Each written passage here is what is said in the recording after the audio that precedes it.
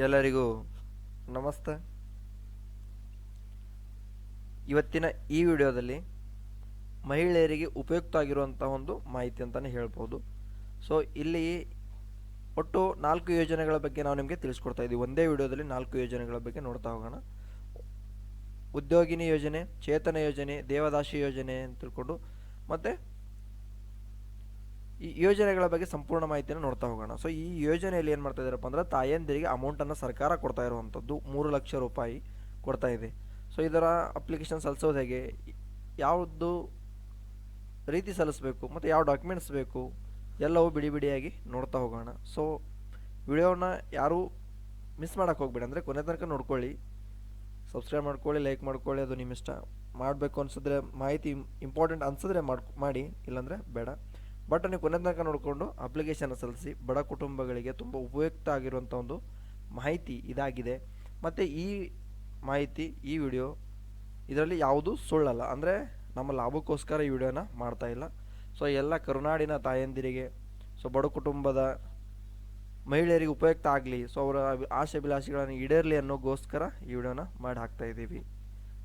So ಇದು ಮಹಿಳೆಯರ ಆದಾಯ ಅಂದರೆ ಏನಾಗಿರುತ್ತಪ್ಪ ಅಂದರೆ, ಎಷ್ಟೋ ಬಡ ಕುಟುಂಬಗಳಿಗೆ ಯಾವುದೇ ಒಂದು ಆದಾಯ ಮೂಲಗಳು ಇರ್ತಾ ಇರಲ್ಲ. ಸೊ ಅಂಥವ್ರು ಏನು ಮಾಡ್ತಾರಪ್ಪ ಅಂದರೆ ಉದ್ಯೋಗವನ್ನು ಮಾಡ್ಲಿಕ್ಕೆ ಒಂದು ಆಸಕ್ತಿಯನ್ನು ತೋರ್ತಾರೆ. ಸೊ ಅಂಥವ್ರಿಗೆ ಹಣದ ಕೊರತೆ ಇರುತ್ತೆ. ಅಂಥವರಿಗೋಸ್ಕರನೇ ಉದ್ಯೋಗಿನಿ ಯೋಜನೆ ಅಂತ ತಿಳ್ಕೊಂಡಿದೆ. ಸೊ ನಿಮ್ಮ ತಾಯಂದಿರ ಹೆಸರ ಮೇಲೆ ನೀವು ಅಪ್ಲಿಕೇಶನ್ ಸಲ್ಲಿಸಿ ಹಣವನ್ನು ಪಡೆದು, ಸೊ ಇಲ್ಲಿ ನಿರುದ್ಯೋಗಿ ಆಗಿರುವಂತಹ ಮಕ್ಕಳು ಕೂಡ ನೀವು ಒಂದು ಬಿಸ್ನೆಸ್ನ ಸ್ಟಾರ್ಟ್ ಮಾಡ್ಬೋದು. ಉದ್ಯೋಗಿನಿ ಯೋಜನೆ ಆಗಿರ್ಬೋದು, ಚೇತನ ಯೋಜನೆ ಆಗಿರ್ಬೋದು, ಧನಶ್ರೀ ಯೋಜನೆ ಆಗಿರ್ಬೋದು ಮತ್ತು ದೇವದಾಸಿ ಯೋಜನೆ ಅಂತ ತಿಳ್ಕೊಂಡು ಒಟ್ಟು 4 ಯೋಜನೆಗಳ ಬಗ್ಗೆ ಈ ವಿಡಿಯೋದಲ್ಲಿ ನೋಡ್ತಾ ಹೋಗೋಣ. ಮತ್ತೊಮ್ಮೆ ವಿನಂತಿಪೂರ್ವಕ ನಾ ಕೇಳ್ಕೊಳ್ಳೋದು ಒಂದೇ, ಕೊನೆ ತನಕ ನೋಡಿಕೊಂಡು ಇದು ಸಂಪೂರ್ಣ ಮಾಹಿತಿನ ಪಡ್ಕೊಂಡು ಅಪ್ಲಿಕೇಶನ್ ಸಲ್ಲಿಸಿ ಅಂತ ತಿಳ್ಕೊಂಡು ಕೇಳ್ತೀನಿ. ಅಂದರೆ ಗೌರ್ಮೆಂಟ್ ಕೊಡ್ತಾ ಇರೋ ಅಮೌಂಟನ್ನು ಏನಕ್ಕೆ ಮಿಸ್ ಮಾಡ್ಕೋಬೇಕು ಅಂತ. ಸೊ ಫಸ್ಟ್ ಯೋಜನೆ ನೋಡೋಣ, ಉದ್ಯೋಗಿನಿ ಸ್ಕೀಮ್. ಸೊ ಇದು ಮತ್ತೊಮ್ಮೆ ಹೇಳುತ್ತಾ ಇರೋದು ಒಂದೇ, ಇದು ಸುಳ್ಳಲ್ಲ. ಸೊ ನಿಮ್ಮ ಸಮೀಪ ಇರತಕ್ಕಂಥ ಗ್ರಾಮ್ ಓನ್ ಆಗಿರ್ಬೋದು, ಬೆಂಗಳೂರು ಓನ್ ಆಗಿರ್ಬೋದು, ಕರ್ನಾಟಕ ಓನ್ ಕೇಂದ್ರದಲ್ಲಿ ಹೋಗಿ ವಿಚಾರಿಸಿ ಉದ್ಯೋಗಿನಿ ಸ್ಕೀಮ್ ಬಗ್ಗೆ ಅಪ್ಲಿಕೇಶನ್ ಸಲ್ಲಿಸೋದು ಹೆಂಗೆ ಅಂತ ಕೇಳಿ ಅವ್ರು ಹೇಳಿಬಿಡ್ತಾರೆ. ಸೊ ಸಹಾಯಧನ ಮೊತ್ತ ಇಲ್ಲಿ 30% ಮತ್ತು 50% ಸಹಾಯಧನ ಅಂತಿದೆ. ಘಟಕದ ವೆಚ್ಚ 3 ಲಕ್ಷ ರೂಪಾಯಿ ಇದೆ. ಫಾರ್ ಎಕ್ಸಾಂಪಲ್ ನೀವು ಒಂದು ಏನಾದರೂ ಒಂದು ಬಿಸ್ನೆಸ್ನ ಸ್ಟಾರ್ಟ್ ಮಾಡ್ತಾಯಿದ್ದೀರಾ, ಒಂದು ಅಂಗಡಿನ ಹಾಕೊಂಡಿದ್ದೀರಾ ಅಂತ ತಿಳ್ಕೊಳ್ಳಿ, ಚಿಕ್ಕ ಅಂಗಡಿ, ಒಂದು ಕಾಯಿಪಲ್ಲೆ ಅಂಗಡಿನ ಹಾಕೊಂಡಿದ್ದೀರಾ ಅಂದರೆ ಇದರ ವೆಚ್ಚ, ಘಟಕದ ವೆಚ್ಚ 3 ಲಕ್ಷ ರೂಪಾಯಿ. ನೀವು ಏನಾದರೂ ಹಾಕಿದ್ದೇ ಆದಲ್ಲಿ ತಾಯಂದಿರ ಹೆಸರ ಮೇಲೆ ಅಪ್ಲಿಕೇಶನ್ ಸಲ್ಲಿಸಬೇಕು. ಸೊ ಅಪ್ಲಿಕೇಶನ್ ಹಾಕಿದ್ದೇ ಆದಲ್ಲಿ 50% ಸಹಾಯಧನ ಅಂತಿದೆ. ಅಂದರೆ 3 ಲಕ್ಷದಲ್ಲಿ 1.5 ಲಕ್ಷ ರೂಪಾಯಿ ನೀವು ವಾಪಸ್ ಕಟ್ಟಂಗಿಲ್ಲ. ಇಲ್ಲಿ 1.5 ಲಕ್ಷ ರೂಪಾಯಿ ನೀವು ವಾಪಸ್ ಕಟ್ಟಂಗಿಲ್ಲ. ಸೊ ಎಷ್ಟು ಇರ್ತಕ್ಕಂಥ 1.5 ಲಕ್ಷ ಫ್ರೀ ನಿಮ್ಗೆ ಬರುತ್ತೆ. ಸೊ ಯಾಕೆ ಬಿಡ್ಬೇಕು ಹೇಳಿ? ಆದ ಕಾರಣ ಹೇಳೋದು, ವಿಡಿಯೋ ತನಕ ಕೊನೆ ತನಕ ನೋಡಿಕೊಂಡ್ರೆ ನಿಮ್ಮ ಸಂಪೂರ್ಣ ಮಾಹಿತಿನ ಅರ್ಥ ಆಗುತ್ತೆ. ಸೊ ಇನ್ನು 50% ಏನಿದೆಯಲ್ಲ ಅದು ಕಟ್ಟಬೇಕು. ಸೊ ಇಲ್ಲಿ 3 ಲಕ್ಷ ರೂಪಾಯಿ ಗರಿಷ್ಠ ಅಂತಿದೆ. ಅಂದರೆ 1 ಲಕ್ಷನೂ ಕೊಡ್ತಾರೆ, 2 ಲಕ್ಷ ಕೊಡ್ತಾರೆ, ಇದಕ್ಕಿಂತ ಜಾಸ್ತಿ ಬೇಕಂದ್ರೆ ಗರಿಷ್ಠ 3 ಲಕ್ಷ ತನಕನೇ ನೀವು ತೊಗೊಳಕ್ಕೆ ಸಾಧ್ಯ ಆಗ್ತದೆ. ಸೊ ಇಲ್ಲಿ ಪರಿಶಿಷ್ಟ ಜಾತಿ ಮತ್ತು ಪರಿಶಿಷ್ಟ ಪಂಗಡ ಇವರಿಷ್ಟೇ ಅಪ್ಲಿಕೇಶನ್ ಸಲ್ಲಿಸಬೇಕು ಅಂತಿಲ್ಲ. ಮತ್ತು ಇಲ್ಲಿ ಯಾವುದೇ ಸಮುದಾಯಗಳಿಗೆ ಒಂದು ನಿಗದಿಯಾಗಿಲ್ಲ, ಎಲ್ಲರೂ ಸಹ ಅಪ್ಲಿಕೇಶನ್ ಸಲ್ಲಿಸ್ಬೋದು. ಇಲ್ಲಿ ಏನು ಕೊಟ್ಟಿದ್ದಾರೆ ಅಂದರೆ ಜಸ್ಟ್ ಪರಿಶಿಷ್ಟ ಪಂಗಡದ ತಾಯಂದಿರದಲ್ಲ, ಸೊ ಅವರ ಆದಾಯ ಮಿತಿ 2 ಲಕ್ಷನೇ ಮೀರಿರಬಾರ್ದು. ಎಲ್ಲ ಮೂಲಗಳಿಂದ ಸೇರಿಸಿ ಅವರ ಇನ್ಕಮ್ ಕಾಸ್ಟ್ನಲ್ಲಿ 2 ಲಕ್ಷಕ್ಕಿಂತ ಅಮೌಂಟ್ ಜಾಸ್ತಿ ಇರಬಾರ್ದು ಅಂತಿದೆ. ಅವ್ರಿಗಿಂತ ಒಳಗಡೆ ಇದ್ದವರು ಅಪ್ಲಿಕೇಶನ್ ಸಲ್ಲಿಸ್ಬೋದು. ಸೊ ಘಟಕದ ವೆಚ್ಚ ಕನಿಷ್ಠ 1 ಲಕ್ಷದಿಂದ ಗರಿಷ್ಠ 3 ಲಕ್ಷ. ಸೊ ಕನಿಷ್ಠ 50% ಸಹಾಯಧನ ಅಂತಿದೆ ನೋಡಿ. 1 ಲಕ್ಷ ನೀವು ಅಮೌಂಟನ್ನು ತೊಗೊಂಡಿದ್ರೆ 50,000 ವಾಪಸ್ ಕಟ್ಟಂಗಿಲ್ಲ, ಸರ್ಕಾರನೇ ಭರಿಸುತ್ತೆ. ನಿಮಗೆ ದುಡ್ಡು 1 ಲಕ್ಷ ಕೊಟ್ಟು 50,000 ರೂಪಾಯಿ ಫ್ರೀಯಾಗಿ ಕೊಡುತ್ತೆ. 50,000ಕ್ಕೆ ಮಾತ್ರ ನೀವು ಕೊಡಬೇಕಾಗುತ್ತೆ. ಸೊ ಇನ್ನು ಸಾಮಾನ್ಯವಾಗಿ ನೀವು ಏನಾದರೂ ಊರ ಮನೆಯಲ್ಲಿ ತೆಗಿತಾರಂತಾರಲ್ಲ, ಆ ಥರ ಏನು ತೆಗೆದಿದ್ದೆ ಅದರಲ್ಲಿ 1 ಲಕ್ಷಕ್ಕೆ ನೀವು ಬಡ್ಡಿನ ಸೋಸಬೇಕಾಗುತ್ತೆ. ಸೊ ಇಲ್ಲಿ ಆ ಥರ ಇರೋದಿಲ್ಲ, 50,000 ನಿಮಗೆ ಫ್ರೀ ಬರುತ್ತೆ. ಸೊ ಇಲ್ಲಿ ಸಾಮಾನ್ಯ ವರ್ಗದವರು, ಸೊ ಉದ್ಯೋಗಿನಿ ಯೋಜನೆಗೆ ಸಾಮಾನ್ಯ ವರ್ಗದವರು ಕೂಡ ಅರ್ಜಿ ಸಲ್ಲಿಸ್ಬೋದು. ಯಾವುದೇ ಜಾತಿ ಸಮುದಾಯಗಳು ಇದಕ್ಕೆಲ್ಲ ಎಲ್ಲ ತಾಯಂದಿರು, ಕರ್ನಾಡಿನ ಎಲ್ಲ ತಾಯಂದಿರಿಗೂ ಅರ್ಜಿನ ಸಲ್ಲಿಸ್ಬೋದು.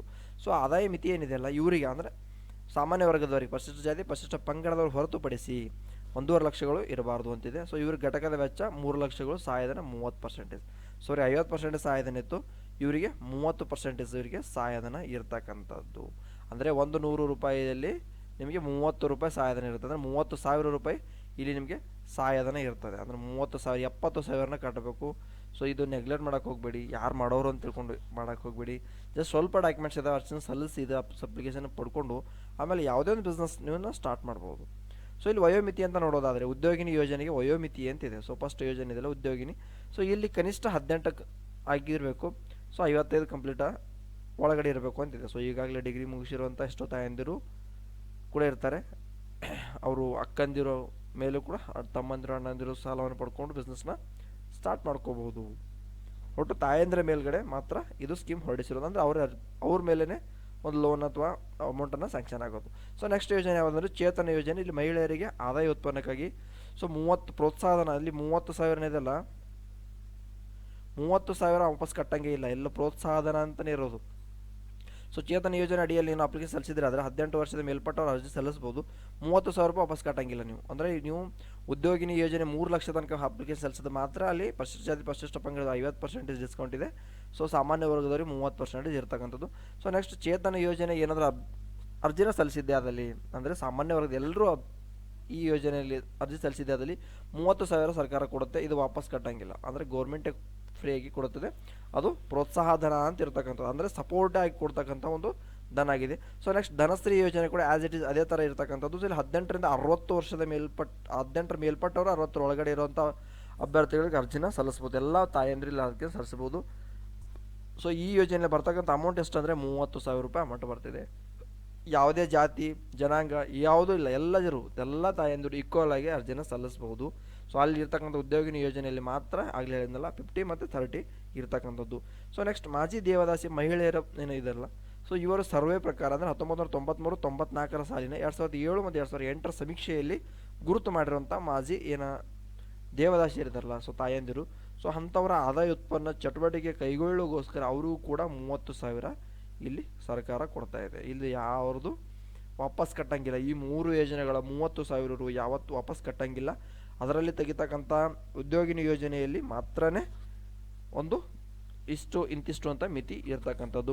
ಸೊ ಇಲ್ಲಿ ಸೂಚನೆ ಏನಪ್ಪ ಅಂದರೆ ಅರ್ಜಿದಾರರು ತಮ್ಮ ಬ್ಯಾಂಕ್ ಖಾತೆಗೆ ಆಧಾರ್ ಕಾರ್ಡ್ ಲಿಂಕ್ ಮಾಡಿರಬೇಕು ಅಂತ ಇರ್ತಕ್ಕಂಥದ್ದು. ಸೀಡಿಂಗ್ ಅಂದರೆ ಲಿಂಕ್ ಮಾಡಿರಬೇಕು. ಮತ್ತು ಇದಕ್ಕೆ ಸೌಲಭ್ಯವನ್ನು ಪಡೆಯೋಕ್ಕೋಸ್ಕರ, ಅಂದರೆ ಯಾರು ಸೌಲಭ್ಯನ ಪಡಿಬೇಕಂತ ಇರ್ತಿರಲ್ಲ, ಸೊ ಅಂಥವರು ಇದು ಸೇವಾ ಸಿಂಧು ಪೋರ್ಟಲ್ ಮುಖಾಂತರ ಅರ್ಜಿ ಸಲ್ಲಿಸ್ಬೋದು. ಸೊ ಸೇವಾ ಸಿಂಧು ಎಲ್ಲ ನೆಟ್ ಸೆಂಟರ್ಗಳಲ್ಲಿ ಬರೋದಿಲ್ಲ. ಸೊ ಇಲ್ಲಿ ಏನಪ್ಪ ಅಂದರೆ ಗ್ರಾಮ ಓನ್ ಕರ್ನಾಟಕ ಓನ್ ಅಂತ ಬರುತ್ತೆ. ಸೊ ಇಲ್ಲಿ ನಿಮ್ಮ ಸಮೀಪ ಇರ್ತಕ್ಕಂಥ ನೆಟ್ ಸೆಂಟ್ರಲ್ಲಿ ಕೂಡ ಪರೀಕ್ಷೆ ಮಾಡಿ, ಮತ್ತು ನಿಮ್ಮ ಮೊಬೈಲಲ್ಲಿ ಟೈಪ್ ಮಾಡ್ಕೊಳ್ಳಿ ಸೇವಾ ಸಿಂಧು .karnataka.gov ಅಂತ ಸರ್ಚ್ ಮಾಡಿದ್ರು ಕೂಡ ನಿಮ್ಮ ಮೊಬೈಲಲ್ಲಿ ಮುಖಾಂತರ ಬರುತ್ತೆ. ನೀವು ಅಲ್ಲಿ ಕೂಡ ಅರ್ಜಿನ ಸಲ್ಲಿಸ್ಬೋದು.